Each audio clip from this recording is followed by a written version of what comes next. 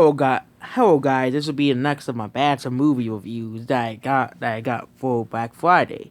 Today we'll be talking about The Meg. Okay, The Meg is basically this movie about these guys found Megalodon and Megalodon somehow managed to escape. This film actually is pretty bare bones if you really think about it. This film is pretty bare bones.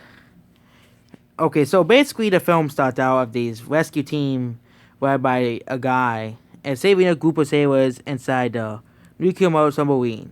When Zora sees the whole submarine being damaged by an unknown creature, two rescuers are stuck in the damaged submarine and say they'll return to the submersible and take a few minutes.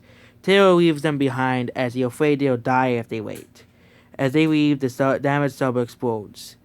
Taylor's claim that a giant sea creature caused the disaster. Of course, the other guy say, no, that's not possible. There can't be some giant sea creatures down there. With pressure-induced psychosis and brainstormers for the loss of their friends. 5 years later, a billionaire Jack Morris meets with some Chinese guys, because the film will take place in China, for an underwater research facility, Matter One, which Morris finances Singh and his daughter, Siren, an oceanographer, supervising a mission to explore the deeper sections of the Mariana Trench, concealed by a thermal sign hydrogen sulfide.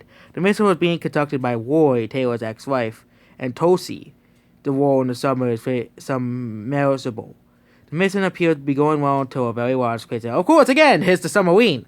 Kaiser to lose contact, and then they have to send some guys to go save him, the submarine, and they saved everybody but that Tosi guy. He's dead now because the Megalodon is now found to be real, and the Megalodon is now considered to be real, and yes but first they get attacked by a cross squid and the Megalodon destroys it, kills it, and then they get the people out of the stock, but Tosi decides not to. It says no. We must make sure the stock does not win. Causing to be driven to a thermal vent, causing an explosion.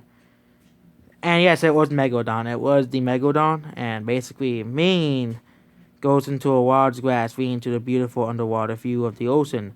Sees the Megalodon through the grass and is scared for life. When Sion comes of Jonas, they see the whale being eaten alive by the massive shark.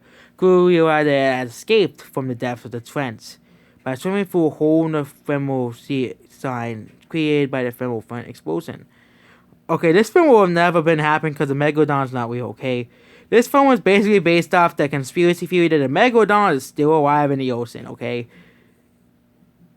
The group decides to track and poison the Megalodon. They succeed and kill it, but there's another one. Another shark is still alive!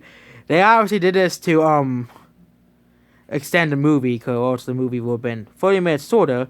But there's another Megalodon, and they Ogo and Dr. Zane, the old guy, is now dead.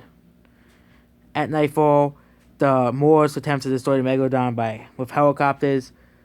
They do it, but they couldn't kill it, and kind of the creature's actions could result in the lawsuits. And basically, more people are dead from the Megalodon. Because they killed a whale. Yes. Then they go to the beach. The Megalodon kills several people in the beach before the Matter One crew plays an audio of a whale call to divert the shark's attention. They all do stuff until they kill the Megalodon. The Megalodon is now dead because it has no more blood. And they stab it and, of course, rip the Megalodon apart. And then about all the sharks eat. And then they go to the Chinese couple getting married on the boat.